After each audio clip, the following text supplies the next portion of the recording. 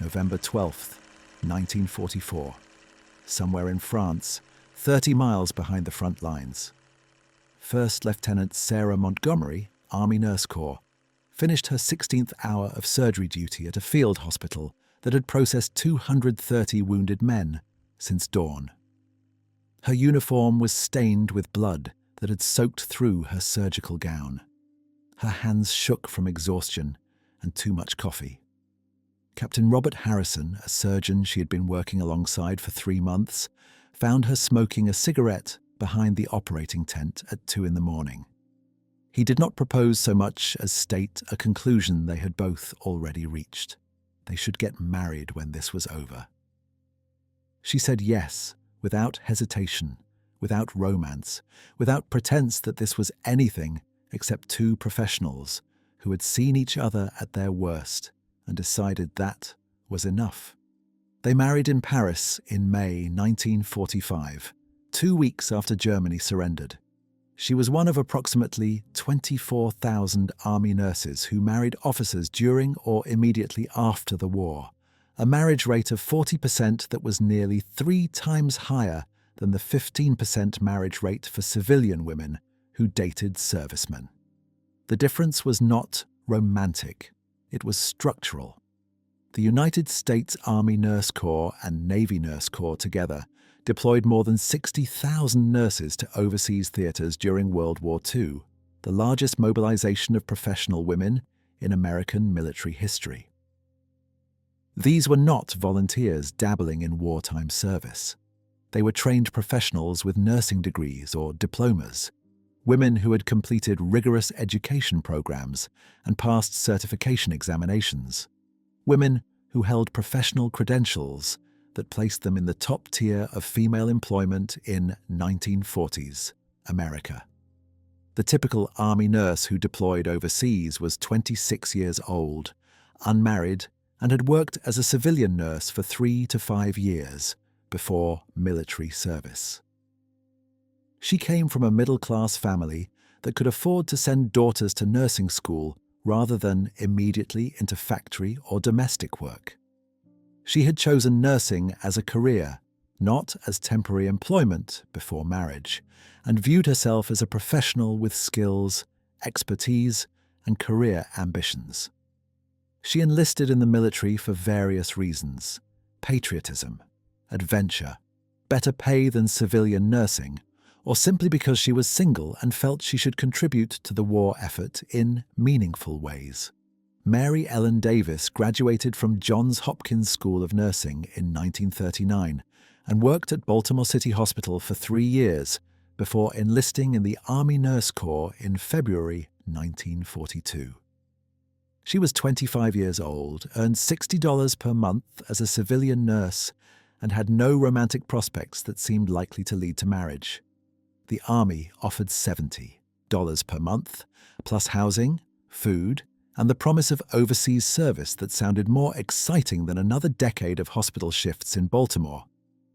She completed basic training at Fort Meade, shipped to England in July 1942, and spent the next 3 years working at various hospitals and field stations as Allied forces advanced from North Africa through Italy and into France. She treated thousands of wounded soldiers. She worked shifts that lasted 20 hours when casualties overwhelmed the facility. She slept in tents in bombed buildings, in whatever space was available. She saved lives and watched men die. She became expert at trauma surgery, at managing supplies under scarcity, at making medical decisions without physician oversight when circumstances required immediate action. The professional status nurses held within the military structure created fundamentally different power dynamics than those that shaped relationships between enlisted men and civilian women. Nurses held officer rank, typically commissioned as second lieutenants upon entering service, with promotions to first lieutenant and captain based on time in service and performance. This meant nurses outranked the vast majority of enlisted men they encountered. A nurse had military authority over sergeants and corporals, and privates regardless of age, experience, or combat service. She could give orders and expect them to be followed. She could report infractions and have men disciplined. She existed within the military hierarchy as a superior, not as a civilian outsider or subordinate female. This rank structure prevented most relationships between nurses and enlisted men simply through military regulation. Army regulations prohibited fraternization between officers and enlisted personnel, defining fraternization as personal relationships that undermined military discipline and good order. A nurse who dated an enlisted soldier violated these regulations just as a male officer who dated an enlisted woman would. The penalties could include court-martial, reduction in rank, or discharge from service. While enforcement varied and some relationships persisted despite regulations, the official prohibition created significant barriers that did not exist for civilian women dating soldiers. Lieutenant Patricia O'Brien met Sergeant Michael Collins at a field hospital in Belgium in October 1944. Collins had been wounded by shrapnel and was recovering at the hospital where O'Brien worked. They talked during his recovery, discovered mutual attraction, and began what amounted to a romance conducted through stolen conversations when supervision was minimal. O'Brien knew the relationship violated regulations. Collins knew it too. They were careful to avoid public displays and kept their relationship secret from other personnel at the hospital. When Collins recovered and returned to his unit, they maintained correspondence but could not continue the relationship openly. After the war ended, Collins was discharged and returned to civilian life. O'Brien remained in service until 1946. They reconnected after her discharge and married in 1947, but the relationship could not develop normally during their military service because regulations prohibited it. The practical effect of fraternization regulations was to channel nurse relationships toward officers, the only men they could date without violating military law. This created a marriage pool consisting almost entirely of doctors, administrators, and combat officers who held ranks equal to or higher than nurses. These men were predominantly college-educated professionals from middle-class or upper-middle-class backgrounds, men whose education, income prospects, and social status matched or exceeded the nurses themselves. The class compatibility that existed between nurses and officers did not exist between nurses and enlisted men, even though enlisted men vastly outnumbered officers in any military setting. The relationships that developed between nurses and officers emerged from shared professional environments where both parties worked together under extreme stress, saw each other's competence or incompetence displayed daily, and built mutual respect or contempt based on performance rather than social performance. A nurse working in a field hospital saw doctors making life and death decisions, saw which doctors stayed calm under pressure and which ones panicked, saw which doctors treated nurses as colleagues and which ones treated them as servants. Doctors saw which nurses could handle trauma surgery independently, which nurses could manage wards full of critically wounded men with minimal oversight, which nurses remained functional after 18-hour shifts when everyone was exhausted. This mutual observation created foundations for relationships that differed fundamentally from the courtship patterns that shaped civilian relationships. Civilian women met soldiers at dances, at churches, at social events where both parties presented carefully curated versions of themselves. Nurses and doctors met in operating rooms while trying to save soldiers with their intestines exposed, in supply tents arguing about morphine rationing, in mess halls eating terrible food while too tired to make conversation. The relationships that emerged from these contexts were based on professional competence and personal resilience, rather than charm and physical attraction. Captain James Morrison was a surgeon with the 2nd Armoured Division who worked at various field hospitals throughout the European campaign. He met Lieutenant Helen Bradford when both were assigned to a field hospital outside Caen in July 1944 during the Normandy breakout. Morrison had been operating for 36 hours straight when Bradford arrived to relieve the previous surgical nurse who had collapsed from exhaustion. Morrison was covered in blood, unshaven, and barely coherent. Bradford assessed the situation, organized the other nurses to handle post-operative care, and stayed with Morrison through another 12 hours of surgery until the casualty flow slowed enough that he could sleep. Morrison later said he fell in love with her not because she was beautiful, though she was, but because she was competent and calm when everything was chaos. They worked together for 6 months before Morrison asked her to dinner at a restaurant in Paris when both had leave. They married in April 1945 in a ceremony attended by medical staff from their hospital. The marriage lasted until Morrison's death in 1978. The professional partnership model that characterized many nurse-officer marriages meant these relationships often involved more equality than typical mid-20th century marriages. Nurses were accustomed to making independent decisions, managing complex situations without male supervision, and exercising authority in professional contexts. Officers who married nurses generally understood they were marrying competent professionals, not domestic servants. The post-war marriages that resulted often involved wives who continued working as nurses, who maintained professional identities alongside domestic roles, who expected and received greater decision-making authority within marriages than women who had never worked professionally. This equality was relative rather than absolute. Post-war America remained deeply patriarchal.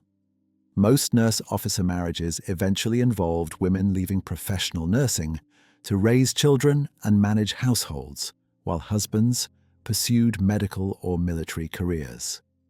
But the expectation of some equality, the memory of professional competence and partnership during war, created different dynamics than marriages where women had never worked or had only worked in low-status occupations before becoming housewives.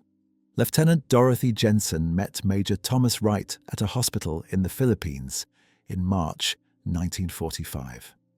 Jensen was a surgical nurse with 3 years of service.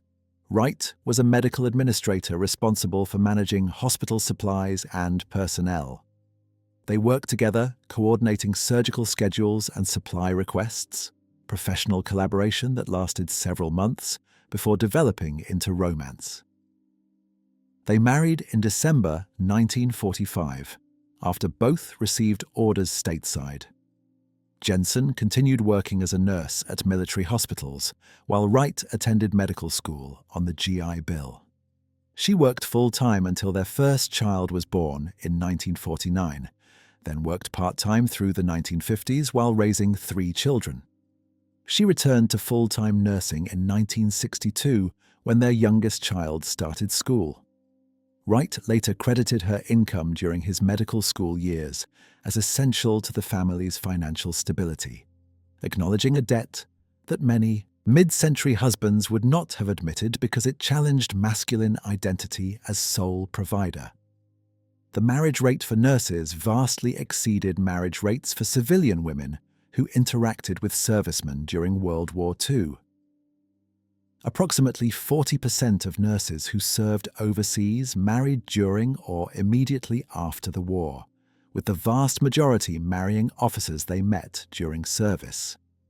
This compared to approximately 15% marriage rates for civilian women who dated servicemen, and those civilian marriages often involved significantly shorter courtships and less stable outcomes. The higher marriage rate reflected both opportunity and compatibility. Nurses spent years in close proximity to officers under circumstances that revealed character and competence. They could observe potential partners in stressful situations, assess their judgment and temperament, and develop relationships gradually rather than rushing into marriage before a soldier deployed. The professional status nurses held meant they were not desperate for male economic support, not seeking marriage primarily as financial security, not willing to accept unsuitable partners simply to achieve married status. Nurses could be selective, could reject officers who were incompetent or cruel or otherwise unsuitable, and could wait for men who met their standards. The men who married nurses similarly benefited from extended courtship periods that allowed assessment of compatibility. Officers could observe nurses' professional competence, temperament under stress, and personal qualities through months of working together before romance developed. They could be confident that women who functioned professionally in war would function competently in civilian life. They were marrying partners with skills and resilience, not decorative wives whose primary qualification was physical attractiveness. Lieutenant Margaret Sullivan met Captain David Cohen at a field hospital in France in August 1944. Sullivan was from a small town in Iowa, daughter of a farmer, the first woman in her family to attend college. Cohen was from New York City, son of a physician who had attended Columbia University and Columbia Medical School. Their backgrounds were completely different. Under normal circumstances, they would never have met. The war brought them to the same field hospital where Sullivan worked as a surgical nurse and Cohen worked as a trauma surgeon. They worked together for 9 months before Cohen proposed. Sullivan accepted, understanding she was marrying someone from a completely different world, but confident in their compatibility based on months of professional partnership. They married in Paris in May 1945 and returned to New York after the war. Sullivan adapted to urban life and Cohen's professional medical circle, using skills she had developed during war to navigate social situations she had never encountered growing up in Iowa. Marriage lasted until Cohen's death in 1981. The stability of nurse-officer marriages reflected the foundations on which they were built. These were not whirlwind wartime romances based on brief, intense encounters. They were relationships that developed over months or years, tested by stress and danger, based on demonstrated compatibility rather than romantic fantasy. The couples who married had seen each other exhausted, frightened, angry, and incompetent as well as at their best. They had realistic expectations about who they were marrying, what challenges they would face, and whether they could build sustainable partnerships. Divorce rates for nurse-officer marriages remained significantly lower than both general American divorce rates and divorce rates for other wartime marriages. Follow-up studies tracking nurse-officer couples who married during World War II found divorce rates of approximately 12% by 1960 compared to general divorce rates of approximately 25% and divorce rates exceeding 40% for civilian women who married servicemen during brief wartime courtships. The difference was not because nurses were better people or officers were better husbands, but because the relationships formed under circumstances that revealed compatibility and allowed for informed choices rather than rushed decisions based on incomplete information. Army regulations governing nurse fraternization evolved throughout the war as authorities struggled to balance military discipline with human nature. Initial regulations established when the Army Nurse Corps was created focused primarily on maintaining professional conduct and preventing sexual relationships that might undermine unit cohesion. These regulations prohibited dating between nurses and enlisted men, but were vaguer about relationships with officers, reflecting assumptions that officers would behave appropriately and that relationships between social equals were less problematic than relationships across class boundaries. As the war progressed and overseas deployments brought nurses into close proximity with officers for extended periods, relationships became common enough that commanders had to decide whether to enforce regulations strictly or accept that prohibition was unrealistic. Most commanders chose pragmatic tolerance, neither officially sanctioning relationships nor actively punishing them unless they caused obvious disciplinary problems. Nurses and officers who maintained professional conduct during duty hours and kept romantic relationships discreet during off-duty time generally faced no consequences even when their relationships were known to superiors.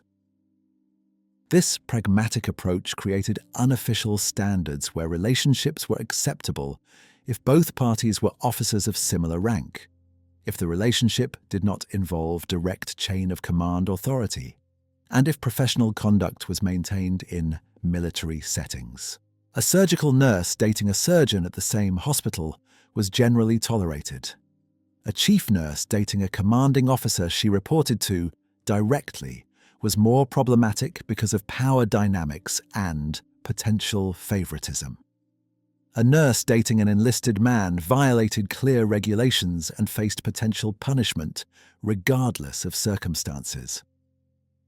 Lieutenant Catherine Morrison began a relationship with Major Robert Taylor, the chief surgeon at her field hospital in Italy, in October 1943. Morrison reported directly to Taylor in the surgical unit, creating clear chain of command issues. They kept the relationship secret for several months, until another nurse reported it to the hospital commander, citing concerns about favoritism in duty assignments and promotions. The commander spoke privately with both Morrison and Taylor, explained that the relationship created disciplinary problems, and gave them a choice: end the relationship or request transfer to different units. Taylor requested transfer. He was reassigned to another hospital 50 miles away. The relationship continued through correspondence and occasional meetings when both had leave. They married after the war ended and Taylor left military service. The transfer had been necessary to maintain discipline, but the commander's pragmatic approach allowed the relationship to continue in a way that eliminated the immediate command authority problem. The military's general policy toward marriage between nurses and officers was acceptance bordering on encouragement. Army leadership understood that educated professional women and officers represented the type of stable marriages that would produce future military families, officers' wives who understood military life and could support their husbands' careers. Official wedding ceremonies conducted by military chaplains, wedding receptions at officers' clubs, announcements in military newspapers all signaled institutional approval of nurse-officer marriages, even while regulations technically prohibited fraternization that might lead to such marriages. This contradiction between official regulation and unofficial policy created situations where nurses and officers violated fraternization rules during courtship, but faced no consequences when they announced engagements.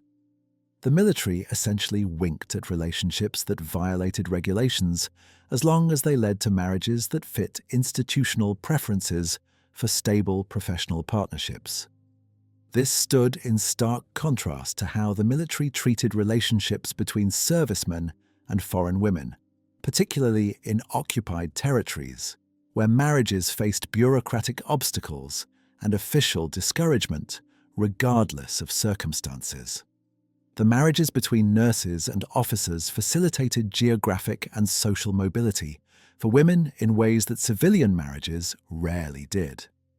Nurses who married doctors gained access to professional medical communities and upper-middle-class social networks. They could not have entered from nursing positions alone.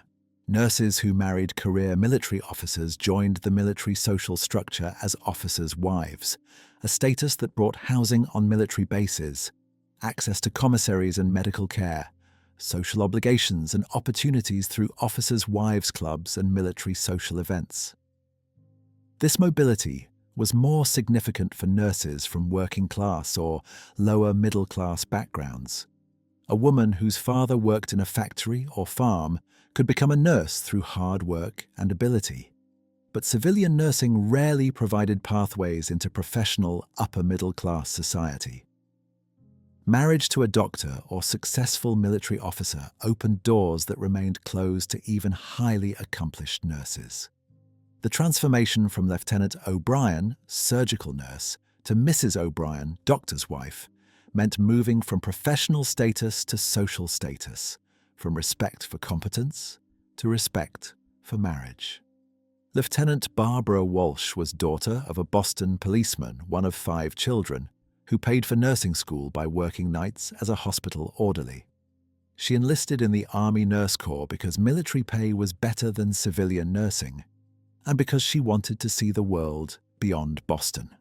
She met Captain Philip Morrison, a surgeon from a wealthy Philadelphia family, at a field hospital in France in September 1944. Morrison had attended Yale and Harvard Medical School. His father was a prominent surgeon. His family socialized with Philadelphia's professional elite. Barbara had never been to a dinner party that required formal dress. She had never traveled outside New England except for military service. She married Morrison in June 1945, despite understanding she was entering a social world she knew nothing about. Morrison's mother helped her navigate Philadelphia society, teaching her the unwritten rules of upper-class social interaction, introducing her to the right people, ensuring she did not embarrass the family through social errors. Barbara later reflected that the education in upper-class culture was harder than nursing school had been, requiring her to learn entirely new languages of dress, manners, conversation, and social performance. The children of nurse-officer marriages generally grew up in upper-middle-class professional environments, attending good schools, going to college, entering professional careers themselves. They bore the social benefits of their father's professional success and their mother's competence and education. Many children recalled their mothers as strong, capable women who had served in war, who maintained professional identities through volunteer work or part-time nursing, who expected achievement and competence from their children because they had demonstrated those qualities themselves. The contrast between nurse-officer relationships and enlisted civilian relationships reveals how professional status and social position shaped romantic dynamics during war. Civilian women who dated servicemen generally met them through brief encounters at dances, through introductions from friends, through chance meetings in public spaces. The relationships developed through dating that followed conventional social scripts. The man pursued, the woman evaluated his suitability. Both parties presented idealized versions of themselves. Marriage decisions were made with limited knowledge of actual compatibility. Nurses and officers met through professional proximity, worked together daily, saw each other in situations that revealed competence and character, and could evaluate compatibility through extended observation rather than performative dating. Civilian women might date a soldier for 3 months before he deployed, seeing him only at carefully staged social events, making marriage decisions based on limited information. Nurses might work alongside an officer for a year before romance developed, seeing him exhausted and competent and frightened and professional, making marriage decisions based on extensive observation of actual character. The power dynamics differed fundamentally. Civilian women generally held no social power in relationships with servicemen. They could accept or reject male advances, but they could not initiate relationships, could not demand respect through professional authority, could not navigate military systems to protect themselves from mistreatment. Nurses held officer rank, commanded respect through professional competence, and could use military authority to establish boundaries and demand appropriate treatment. A nurse who faced sexual harassment from an officer could report it through official channels. A civilian woman who faced harassment from a soldier had limited recourse. The economic dynamics also differed. Civilian women, particularly those from working-class backgrounds, often needed marriage for economic security. A working-class woman who married a serviceman gained access to military family benefits, secure income, and potential escape from poverty or low-wage labor. Nurses already had secure income, professional status, and economic independence. They did not need marriage for survival. They could be selective, could reject unsuitable partners, could wait for men who met their standards rather than accepting whoever proposed first. Sarah Mitchell was a civilian woman working in a munitions factory in Pennsylvania who met Corporal James Wilson at a USO dance in February 1943. They dated for 6 weeks before Wilson deployed to Europe. He proposed by letter 3 months later. Mitchell accepted without hesitation, though she had spent less than 48 total hours in Wilson's company. She was 19 years old, earned $40 per month at the factory, and saw marriage as her best opportunity for economic security and escape from factory labor. The marriage was not unhappy, but Mitchell later acknowledged she had accepted Wilson's proposal knowing almost nothing about him, that wartime pressure and economic necessity drove her decision more than love or compatibility. The marriage lasted, but primarily because divorce was shameful and economically risky, not because the foundation was strong. Lieutenant Helen Thompson was an Army nurse who worked at Walter Reed Hospital in Washington, D.C. throughout the war. She met Major Charles Anderson, a physician, in early 1943. They worked together for 2 years, developed a professional relationship that gradually became romantic, and married in August 1945, after the war ended. Thompson was 28 at the time, earned adequate income, and would have remained unmarried rather than accept an unsuitable partner. She chose Anderson based on 2 years of professional observation, knowing his competence, his temperament, his values, and his character. The marriage was a partnership between equals, both professionals, both economically secure, both choosing each other rather than accepting whoever was available. The nurses who married during or after the war faced decisions about whether to continue professional nursing or transition entirely to domestic roles. Post-war American culture strongly encouraged women to leave professional employment and focus on marriage and motherhood. The massive propaganda efforts that had recruited women into wartime work reversed after victory, emphasizing that women's proper place was in the home, that returning servicemen needed jobs women should vacate, that professional ambition in women was unfeminine and potentially destructive to family stability. Many nurses left professional practice after marriage, either immediately or after their first children were born. The decision was sometimes voluntary, women choosing to focus on family rather than maintaining demanding nursing careers. Sometimes it was coerced through social pressure, husbands or families or communities that viewed working wives as evidence of male inadequacy or female selfishness. Sometimes it was pragmatic, women recognizing that maintaining professional careers while raising children in the 1950s required either extraordinary stamina or acceptance that they would be judged harshly for prioritizing work over family. Other nurses maintained professional identity through part-time work, volunteer activities, or complete career continuation. Some worked part-time at hospitals or clinics, providing professional services while also managing domestic responsibilities. Some volunteered with Red Cross or other organizations that utilized nursing skills without requiring full-time employment. Some continued full-time careers, particularly nurses who married doctors and could afford household help, or nurses whose husbands supported their professional ambitions despite social pressure to conform to domestic ideals.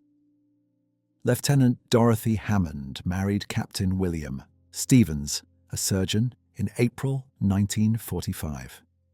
She continued working as a military nurse until her discharge in 1946. Stevens completed additional surgical training while Hammond worked full-time, her income supporting the family during his residency. When their first child was born in 1948, Hammond stopped working full-time but maintained professional certification and worked occasional shifts at the hospital where Stevens practiced. She volunteered with civil defense organizations during the 1950s, using her trauma nursing experience to train volunteers in emergency medical response. When their youngest child started school in 1962, she returned to full-time nursing at a veterans hospital, working until her retirement in 1978. She maintained professional identity across 3 decades, adapting her career to family obligations, but never completely abandoning the nursing profession that defined her sense of self.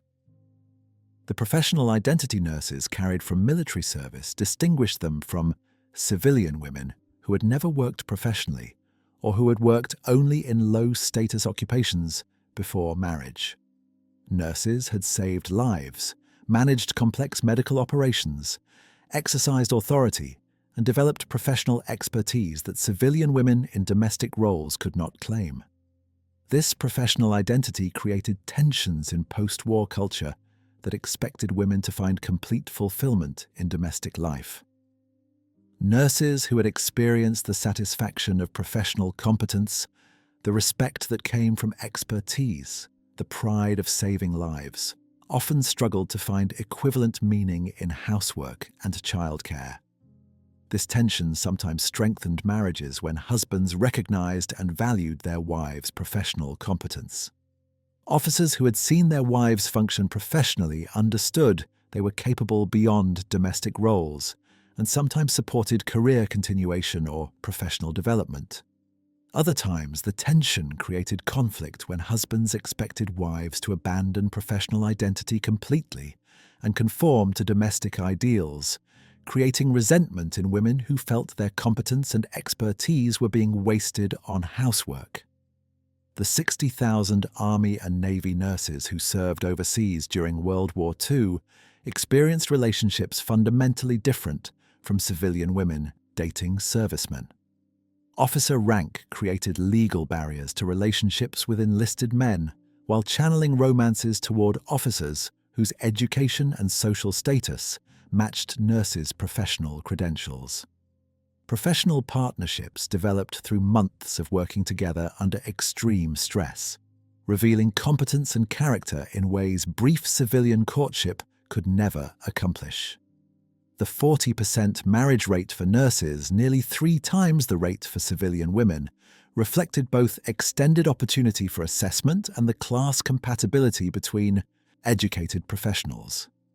These marriages proved remarkably stable, with divorce rates half that of civilian wartime marriages, because they were built on demonstrated compatibility rather than romantic fantasy. The professional identity nurses carried into post-war life distinguished them from civilian housewives, creating both opportunities for social mobility and tensions with domestic culture that expected women to abandon professional ambition for exclusive focus on home and family. If you found this story compelling, please like this video and subscribe to World War II Archives for more untold stories from the Second World War. Leave a comment telling us your thoughts on how professional status shaped wartime relationships.